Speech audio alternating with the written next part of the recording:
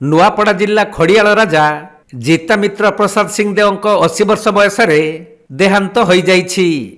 से जड़े लब्ध प्रतिष्ठित गवेषक रूपे परिचित थिबा बेले तांको वियोगरे विभिन्न महलरू गभीर श्रद्धांजलि ज्ञापन करा जाइछि। एक विराट शोभायात्रा जितामित्र पार्थिव शरीर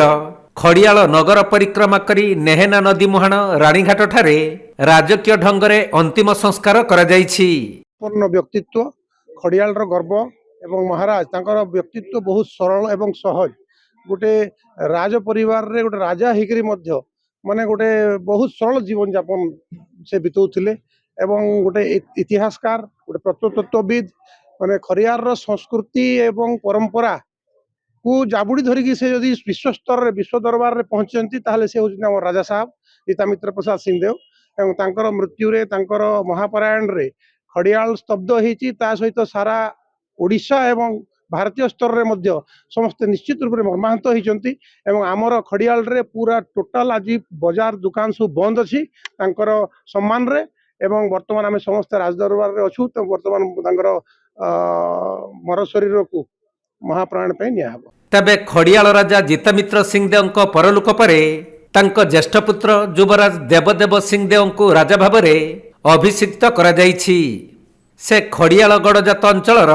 19तम राजा भावरे अभिषिक्त होइछन्ति। राजपुरोहितगण तांको मंत्र उच्चारण सहित विभिन्न तीर्थर जल और सुगंधित द्रव्य सुगंधित करी राजपदरे अभिषेक कराइछन्ति। सर अब आपण आज महाराज होइछन्ति खड़ियार रो कोन खड़ियारवासी भाई आमर खड़ियार राज परिवार नियम अनुसार राजांकर जिन श्रेष्ठ पुत्र थिसन तांकर राजाभिषेक हेसी आज मोर राजाभिषेक हला एवं राज ज्योतिष प्रफुल्ल रथ पंडित सुदर्शन ठाकुर पंडित ताराचार्य पंडित गोविंद रथ पंडित आशीष पंडा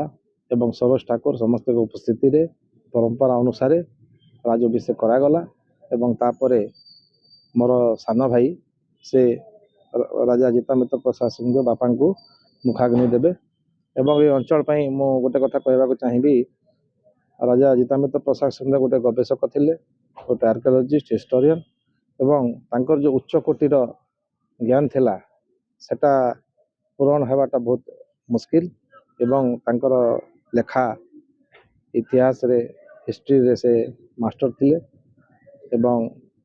समस्त नुआपड़ा जिला कौन ओडिशा पे मध्य एटा गोटे बहुत बड़ क्षति।